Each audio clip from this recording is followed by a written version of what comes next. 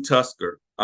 It's a great marketing agency, and we're going to talk about something for all our retailers out there, all our e-commerce uh, practitioners and pioneers out there. We're going to talk about how you can market your e-commerce business. And I know you've heard a lot of myths. You probably read a lot of blogs. You probably heard a lot of social media experts. But we're going to talk to somebody who's actually doing it and doing it at a high level. So, Andrew, thanks for coming on the show. Yeah, thanks for having me, Jeff. Appreciate it. Right. So let's talk a little bit about yourself, your experience, your company, just to give a little background, so the audience can understand I guess you would say, your way of coming into this e-commerce marketing space. Yeah. So I have been in the e-commerce marketing industry almost 16 years now. It was basically one of my first jobs out of school, and I've done it pretty much ever since. I've been in and out of some agencies and in and out of some internal places. Um, but about or in early 2020, right before the pandemic hit, is when I started BlueTuskr. It was a bit of a spinoff of an agency I was at prior to that. But we are a full service marketing company for e-commerce sellers. So we really act as like an outsourced marketing department. Okay. Really, like, one of the things I always caveat that with, full service typically has a really negative connotation for when people are going to work with agencies, because it's like, okay, it's one person who knows a little about a lot. And Hmm. when I was in house, I used to have all these problems all the time. Like, I couldn't get my paid ads agency to talk to my SEO contractor to understand what my email marketing team was doing. Like, it was just, I was playing an account manager. And so, from the reason I started BlueTuskr, was what I wanted to do is essentially have all agencies almost under one roof. So we Okay. have individualized specialists that focus in certain areas. So, we don't have like one person who's doing like an entire account. We've got a whole SEO department, retention marketing, paid advertising, marketplace marketing. So it's kind of more like if you were to take a fractional marketing department and outsource it. That's essentially how we act. Okay. Yeah, and that's a great point. I'm glad you mentioned that because a lot of companies don't look at it that way. I myself was in the agency capacity. I was in-house capacity and consultant capacity. So a lot of times when you look at these agencies, you either have an agency that specializes in one thing, and so they heavily promote that as the golden ticket. So it's like, oh, you need to do this, and this is what you need to do. Forget everything else you're doing in marketing. Just do this. And then you have those jack of all trades. They do a little bit of everything. And so with those agencies, they're like, yeah, we can do it all. But they sometimes don't specialize in certain things, but they'll never tell you that they don't. They just say, oh yeah, we'll do it, and they'll just figure it out. And Yeah. then you've got those that piecemeal agencies. So they have all these different agencies, and of course, we're all competitive. So agencies don't want to talk to the other agency and make the other agency more efficient in what they're doing because everybody is in a silo. So they're not really looking at the overall goal of the company. They're looking at more of, we want to make sure that we check our boxes off, and we want to make sure that we look good in the eyes of the company. Whether the other agencies are really working with us well or not, that's not our concern. We just need to make sure our retainers get paid because we're doing our job. And then as an in-house, you're kind of corralling cats. And it's like, this guy won't talk to this guy.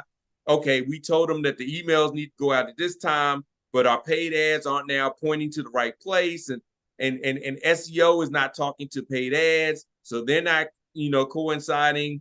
Social media could care less about anybody as long as we got these vanity metrics. And Yeah. so with that, it drives a company crazy because they're like, why is it not working? It should be working, but I can't put my finger on what really is and is not working because everyone's telling me that their part of it is working fine. And I've sit in those meetings to say, hey, well, we Mm-hmm. got this many likes and engagements. Hey, well, we're ranking for that. Hey, well, your ads are at a good place. And at the end of the day, they're like, yeah, but our bottom line is not where we wanted it to be. Who's dropping the ball? And it's really nobody dropping the ball in their individual silo. Yeah. It's just that none of it's working together. And so the pieces are working separately, but not together. What's your take on that? I mean, you built the Uh, company to fix that. Yeah, it's exactly the problem, right? Like if I've worked with agencies in the past when I was in house, right? And I would have like a paid ads agency and let's say an SEO agency. And Mm-hmm. there's so much gray area between those two areas. Let's just use those two as an example, right? If I have a certain term that I really want to rank organically for, the way that I can speed that up is, let's say I write a really large well done article, but it's a little bit more like of an exploratory word, maybe not like my exact product, but it's like, oh, how to do this. I know that my audience is searching it. They may not be ready to purchase right away, but it's a very top of funnel approach. So I can pump a ton of traffic to that and retarget it, or set up a bunch of, do a little bit of CRO on that blog post, get people to convert, but that'll eventually help me start to rank better. So the only way that that's going to work is I get my SEO agency and my paid ads agency to talk to each other. The problem is no one wants to help each other. Someone's always got a little bit of like, hey, we're a paid ads agency, but we also do SEO. And then they like, I'd rather have that business, so I don't want to help them. Or it's kind of like, even though they're not direct competitors, they're indirect competitors, and they don't really want to help them that much because they have their own stuff to focus on. It might be out of their process. So one of the Yeah. problems that we looked at, and that was just from like, hey, this is a quick, like, let's just try some ranking stuff here. Then you have like the campaign issues, right? Like if you're doing a big sale and your email guy is making one design, your social team's posting different stuff, your paid ads team has no idea what's going on. There was no way to bring it all under one roof. And there was Mm-hmm. also no way to bring it all on one roof and get everyone to discuss it, right? Like getting all of my agencies on a call together was never something that I could do, even with contractors, right? Like not just agencies. If I had outsourced contractors or anything like that, getting them all to get their schedules together and to sit down and like, hey, let's review this as a group, because marketing is incredibly gray, right? Like there's a lot of, Mm-hmm. it's not as black and white as we'd all like it to be. It's not just like, okay, how's your paid ads doing? And how's your email doing? And how's your social doing? That's a total load of crap, right? Like there's so much gray area about how one thing affects another that for everyone to not have some kind of open communication on what's going on is ridiculous. So what we Mm-hmm. basically set out to do was, let's have everyone internally and have those specialists internally. And then that way, when we're working with a brand and let's say we are doing basically all of their marketing, it makes it that much easier for us all to collaborate together.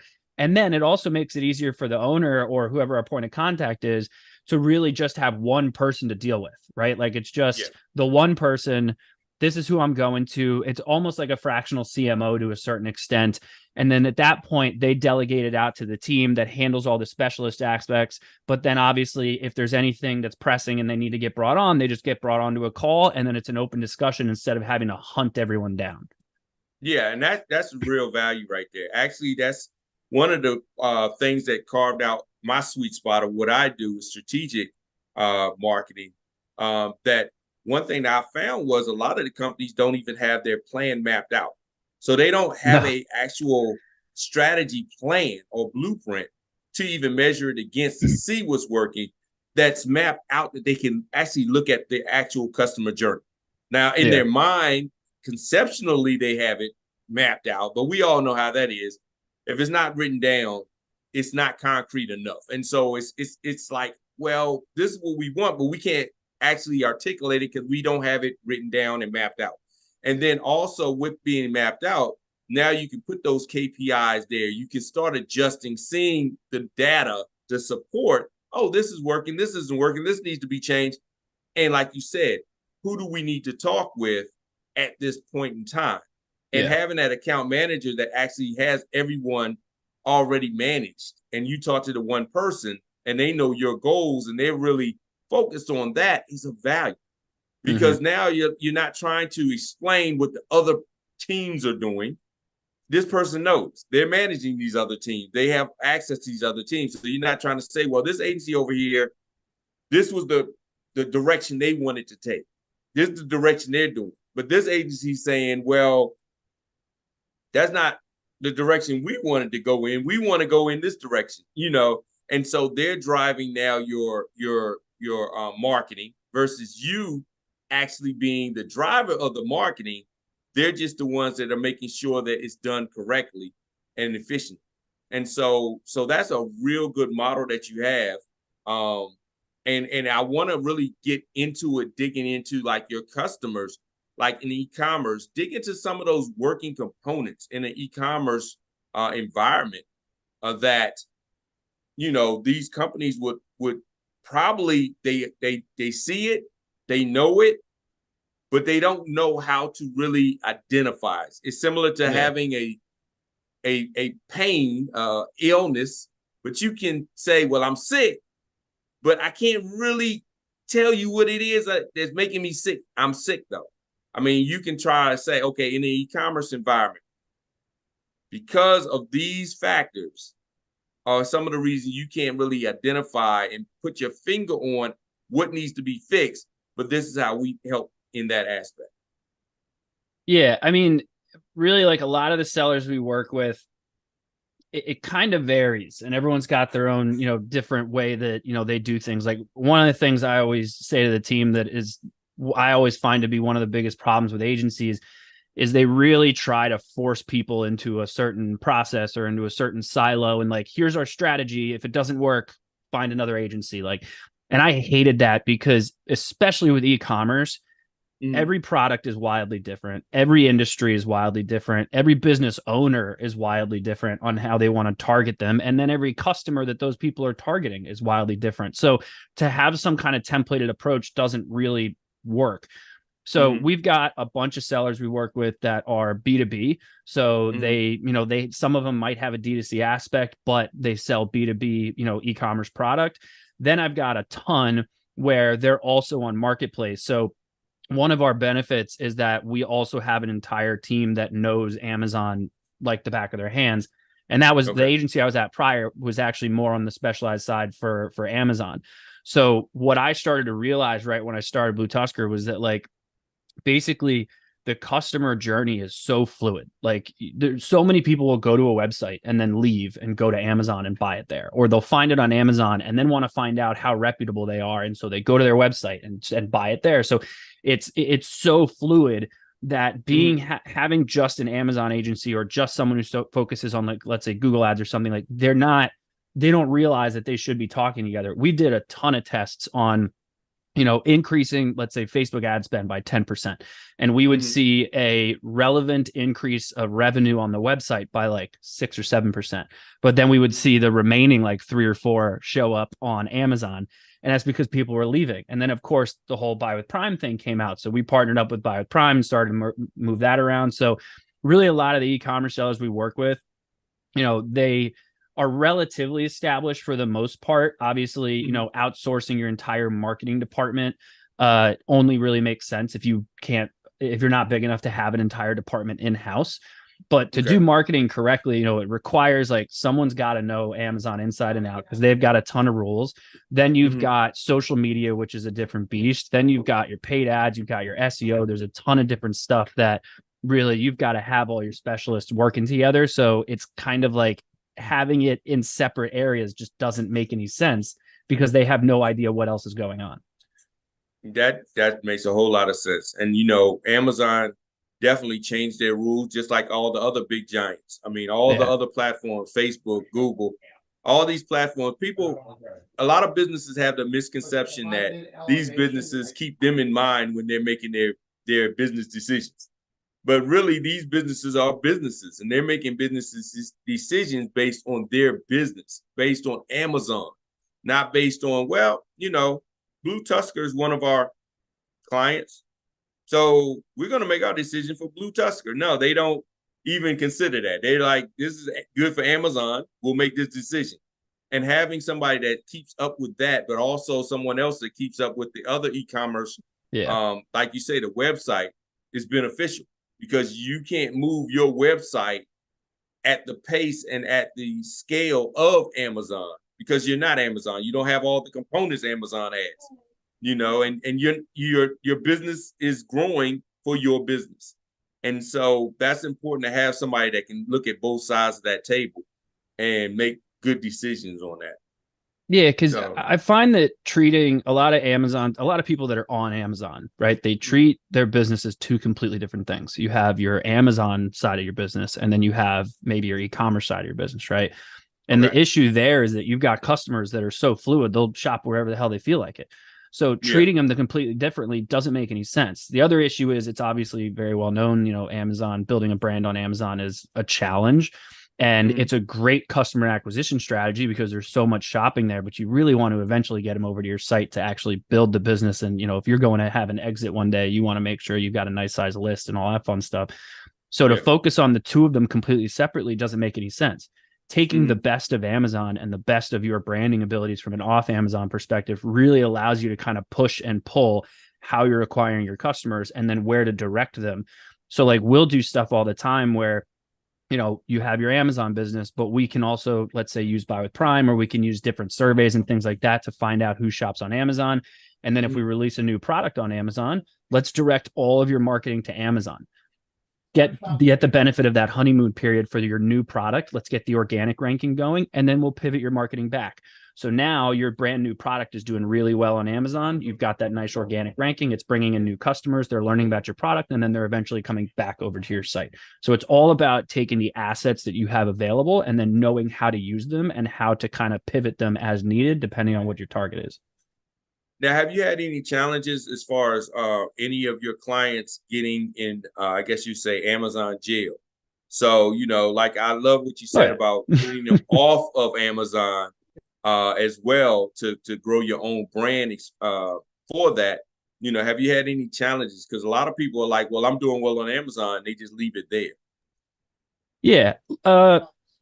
That's always a very interesting question. So I would never rely my entire agency on one client, because if something happened to that client, my entire agency shuts down, right? It's the same concept as why would you rely on just Amazon to grow your business? And eventually something may happen. You may be completely capped out. In fact, fun fact, you had Chad Rubin on your show. Years ago, I worked for Chad Rubin.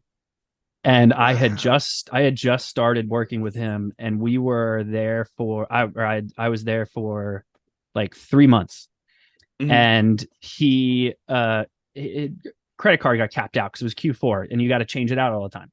Changed out a credit card so we can keep running the ads, and for whatever reason, Amazon flagged it as fraud, and the entire account was shut down for like 2 weeks. And I was like, okay, I just started, so I was like, I'm losing my job. I just moved to the area, and I'm like, fuck. And so stuff like that is ridiculous, where like if you don't luckily we had a website, and we Chad's amazing at Amazon, so he was able to get that solved pretty within a couple of weeks. But it was still a matter of like, if we didn't have the website, I probably would have been out of a job pretty quickly. So not being so reliant on something like that is just so important, because you don't really want to be so reliant on that. The other thing, too, that I always tell Amazon sellers, if you are an Amazon FBA business, and let's say you're doing, I don't know, let's say you're doing $2 million a year, right? Okay. An Amazon FBA business, and all you are is FBA. You don't have your own website, nothing. So really, if someone goes to acquire you, you go to one of these aggregators, right? You're probably going to walk away with, probably 2-3x EBITDA, give or take. And depending on, certain things, but really all that business is getting is your product, your process, and the revenue coming in, right? Outside of that, really nothing else. You venture into selling offline or off Amazon, and let's say you're doing $2 million a year, right? And let's say it's both. Let's say you're doing $1 million on Amazon, $1 million on your own website. You can easily exit closer to 5 to 6 EBITDA, because now you probably have your own organic traffic. You probably have better margins. You've probably got a nice size customer list they can sell other things to. You have a social media platform that I'm sure they can sell other things to. So like if I'm selling, let's say, fishing stuff, and I'm just on Amazon, someone could come by me and they won't care what I'm selling. They just want the revenue and the profit, the process. That's it. Okay. If I'm selling fishing stuff on Amazon and off Amazon, I could have a company do is hunting things and be like, we want to expand into fishing. We're looking to acquire you. They acquire me. And now they can take all my customers and sell them hunting stuff. So now not only do I have the obvious, which is profit, but I have a significantly more impressive asset that they're acquiring, which is my customer list, my organic traffic, all the other stuff that comes with the business that makes it that much more valuable. So you can exit at a higher rate. Wow. Yeah, that's a great point.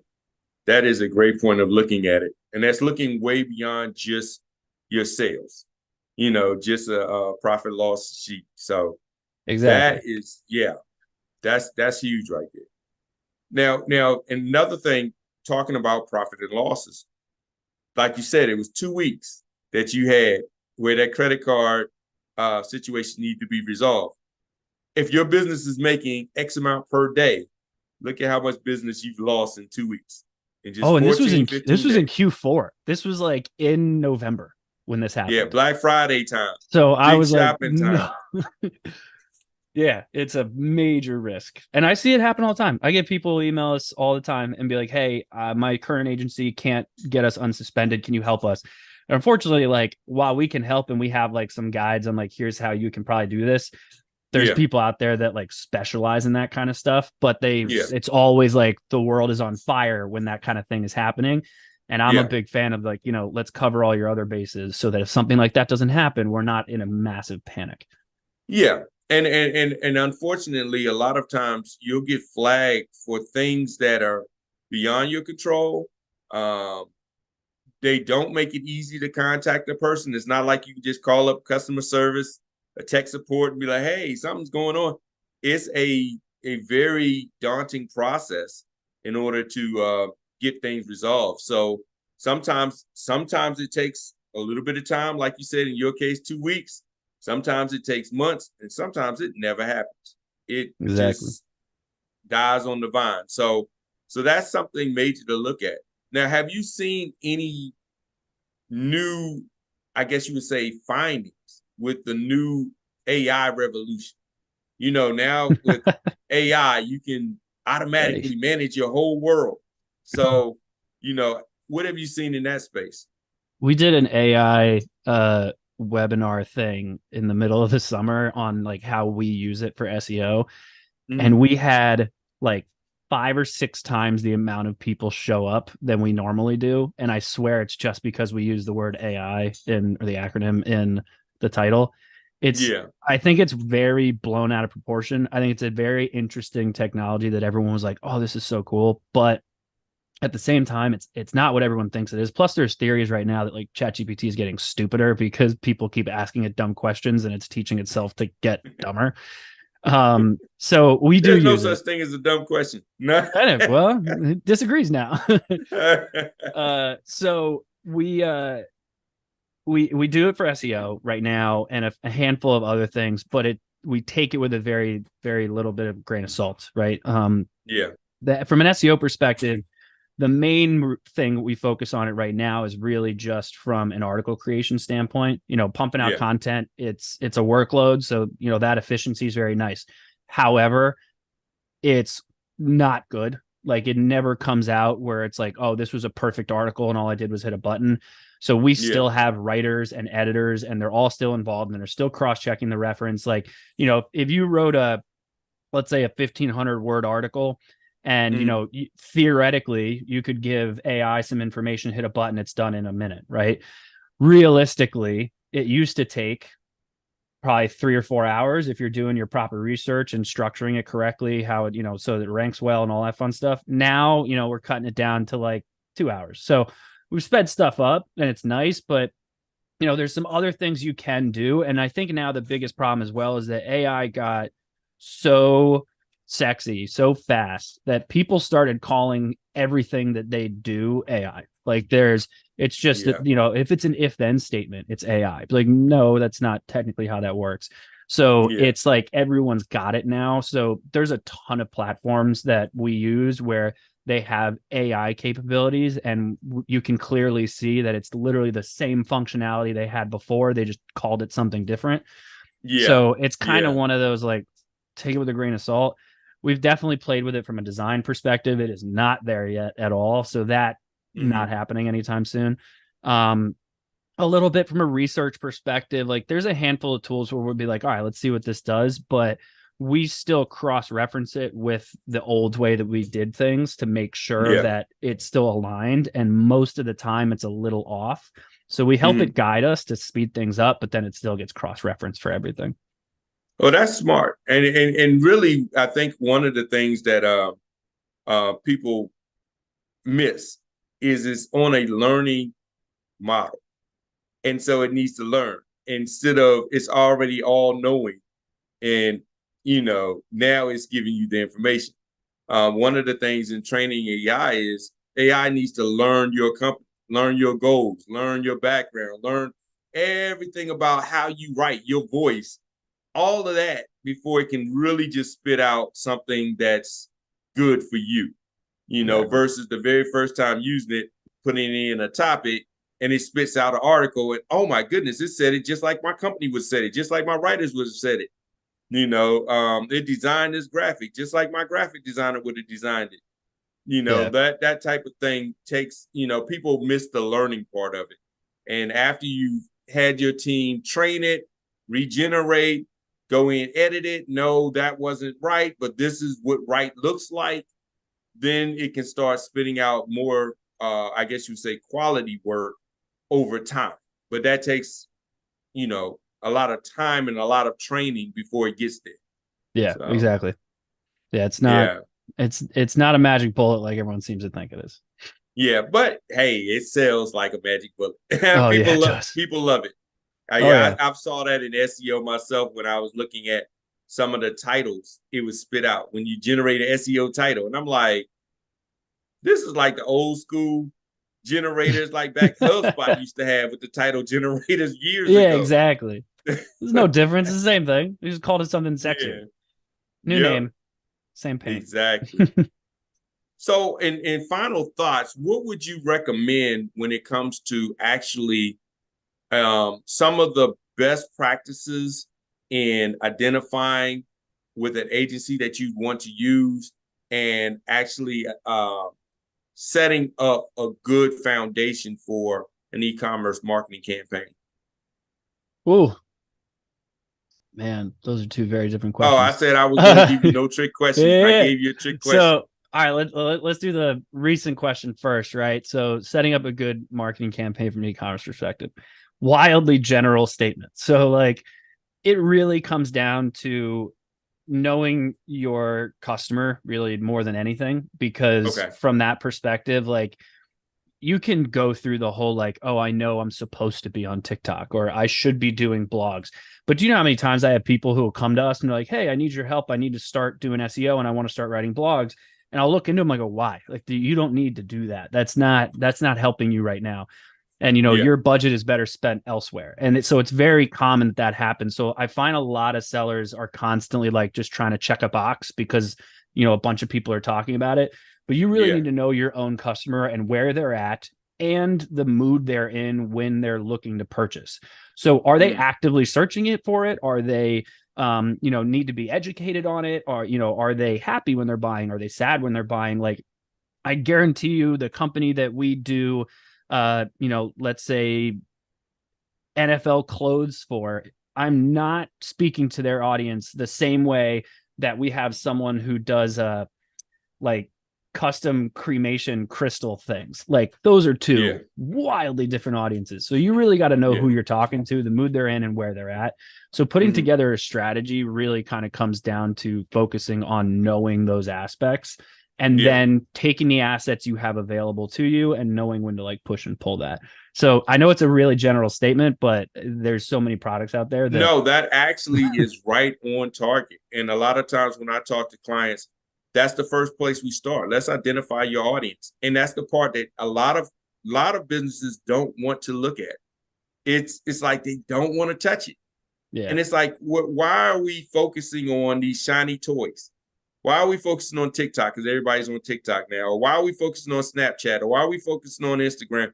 When let's focus on who's buying from you. Look at what they're doing. Look at who they are. Look at where they're buying from. Look at what drives them to buy. And let's perfect that. They're like, Nah, I want to be on TikTok because I heard everybody's on TikTok. It's like, yeah, but no, has anybody ever bought from you from TikTok? No. Have they engaged from you with TikTok? No. Have you ever bought anything similar to your product from TikTok? No. Why are you focusing on TikTok? You know, it's like Because my mom it's not said I should. converting.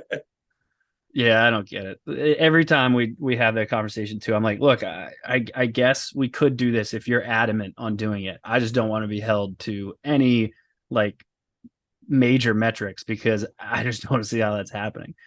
You get like Exactly. people who do like replacement parts, right? So like Mhm. let's say replacement water filters. Their water filter's out, they need to replace it. They Google it, they find the one they want, they buy it. That's it.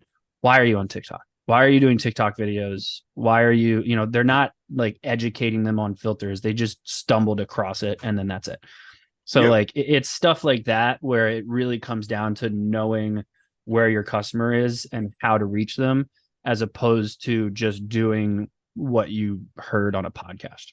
Exactly. And that I think as marketers, that's one of our biggest struggles. I mean, even way back before the social media craze, I mean, it's TikTok now. It used to be Facebook ads.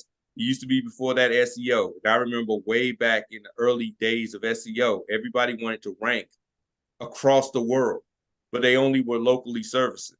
And it's like, well, why are you trying to rank globally when you can only service this local area? Exactly. But I need to be ranking in California. But you can only service Georgia, and not even all of Georgia, just Atlanta. Mm-hmm. Yeah, but I Vanity want to be metrics. ranking in California. If somebody happens to be in California and they see me and they happen to maybe travel to Georgia and then want to find me, it's like the chances of that That's a is, stretch. But if you're spending all this money because that's what you want, and then at the end of the quarter we do a end of the quarter assessment. Now you're saying, well, why am I spending all this money? I'm not seeing the results I'm looking for. Well, you're ranking in California for whatever term, but it's not working. No one's buying. And that was told at the beginning. But, I think that that's one of the challenges of marketing. Marketing is made to look like we're the magicians that can make everything work, Mm-hmm. no matter what. Instead of saying, hey, there's principles to it, there's a method to the madness. And honestly, it really does narrow down to your audience behavior, what you have as your business goal, and tying that all in a strategy that makes sense versus I'm the king of something that's sexy looking, but it Mm-hmm. doesn't work. I mean, for me, it was like Snapchat for Yeah. me. I wanted to be on Snapchat. I don't like doing social media videos. I don't like doing any of that. But Snapchat was the thing. And I wanted to be on it so bad, but it was like pulling teeth to make myself record for Snapchat. And then I asked myself, how many people actually retain my services from Snapchat? No. How many people I know as other marketers besides Gary Vee, which Gary Vee has a machine that's outside of Snapchat as well. And if you do the backstory about it, why he promotes Snapchat, you'll find out he has other reasons to promote Snapchat as well. Mm-hmm. So is it working for others in my space? And I was like, the ones I know, no. The ones I know. Now, it could be working for others, the ones I know. And then I said, well, out of the people that do follow me, what are the conversations? And everybody just wanted free advice. Nobody wanted to pay for anything. They just wanted free. And could you do a dance while you're doing it? Can you do some sort of dance? And I said, you know what? I'm just being a paid daggone clown up on, I mean, not even a paid, an unpaid clown on Snapchat. Why am I so focused on Snapchat when my real audience is on LinkedIn? Yeah. And so that was a hard decision, but I think every business owner and every business exec needs to sit down and make that call. That yeah, it might be fun, and if you have R&D money, hey, throw a little bit of R&D to it, see to have fun with it. But to hang your hat on it might not be a good idea just because everyone else is talking about it. Because majority of time, everybody else is talking about it because everybody else is talking about it. But if you start asking people, is it working? Are you converting? That's the question. Are you converting? They were like, no, not converting. Well, it's not working. You know, make you feel Exactly. good, but it's not working. Yeah, I completely agree. It's you can't pay your bills with vanity metrics. Yes, exactly. You get tired of being the smartest guy, the best guy, you got the best product. I know, let me throw this question out at you real quick. I know you've heard this. I've got this incredible product. And then you ask them how many people have bought it. We haven't really put a price on it yet. We haven't even put it out there for sale yet, or nobody's buying it. But how you know it's so incredible? Yeah. Well, everybody we talked to said it was incredible. Yeah, put a price to it. Mm-hmm. I have seen in the music business, people say they got the best song in the world. I'm like, okay, sell it for $1 to all your friends and family, see how many people buy it. Nobody. So if nobody's willing to spend money that they'll throw away, how is it so great? Well, my mama said it was a great song, but your mama's gonna say anything you do is great. That's not something to go to market with, you know. And so I'm sure with the e-commerce, you have certain products that like we want to focus on this product. And you're like, well, do you have the data to support it? Do you have any type of data to support it? Yeah, and that kind of becomes the other problem too, is like you come across situations like that, and what I think a lot of e-commerce sellers don't realize, whether it's a product that you're just launching but in a viable business already, or if you're starting something completely from scratch, you need to be prepared to invest for 3 to 6 months Mm-hmm. in whatever you're most comfortable with. I naturally just run my business more conservatively, so I would go on the assumption you're going to sell maybe nothing, but you're going to learn who's interested, who's not interested, who's clicking the most, who's showing up. You can't just turn, let's say, ads, which is a big one. You can't turn ads on and then all of a sudden start making a ton of money. If it was that easy, we would all be doing it. I wouldn't be having this conversation with you. I'd be doing it right now. So it'd be kind of like, it's one of those things like you got to run stuff, then you got to test stuff, then you got to run new stuff, then you got to test that until you find what works. There's way too many people I have calls with where they're like, oh, I need help with Facebook ads. And it's like, okay, what makes you think that it's not working? Like, well, we let it run for a month at $20 a day and I didn't make any sales. Be like, I understand that. Like, of course you didn't. So it's Yeah. kind of one of those, like, there's limitations behind like just throwing stuff at a wall and hoping it works. Yeah, exactly. Yeah. Exactly. Well, great. Well, tell people how they can find you. I know we talked a little bit about, what your ideal customer would be, but, if they are in e-commerce business and they're looking at growing that with some real good marketing that's actually all in one place, so you don't have to worry about getting all these people together in one meeting. Yeah. Tell them how they can get in touch with you and, the proper steps. I don't want a lot of tire kickers calling you. I want people that are actually qualified to call you. Yeah. Hey, look, sometimes the tire kickers, it is what it is. There's a ton of people where I'll have conversations with them and they may or may not become a client, but if they do, it may not happen for months on end. So Yeah. sometimes, right place, right time. But I always like just providing value, doing stuff like this, just getting to kind of chat and be like, look, I've got my ear to the ground at all times in this industry. So like, here's what I'm seeing. Here's what my thoughts are. So, obviously anyone can go to bluetuskr.com. Got all of our information in there. It's BLUETUSKR. Then you can also email me. It's just Andrew@BlueTuskr.com. I'm always happy to help out. And then pretty much every social media platform except Snapchat. I didn't do that one like you, so I'm out of that one. You didn't get pulled into the hype. Yeah. Yeah. Well, great. I'm glad to have this conversation with you and want to, continue these talks. I love, again, having these type of conversations, talking to real marketers about marketing, not just the latest shiny toy that's the new hype that's out there. People that are Yeah. actually in there that have seen things work and see things not work and learn Mhm. from those. So, I thank you for carving out some time with me to actually have this conversation. Hopefully, people that have these e-commerce businesses will give you a call to at least look at some ways to do it a little bit more efficiently and effectively. So once Yeah. again, everyone, thanks for coming on. If you're an e-commerce business and you're looking to go ahead and grow that business, feel free to give Andrew and his team a call, see if they can help you out and help you get to where you want to be. Thanks, everybody. Have a great one. Thank you.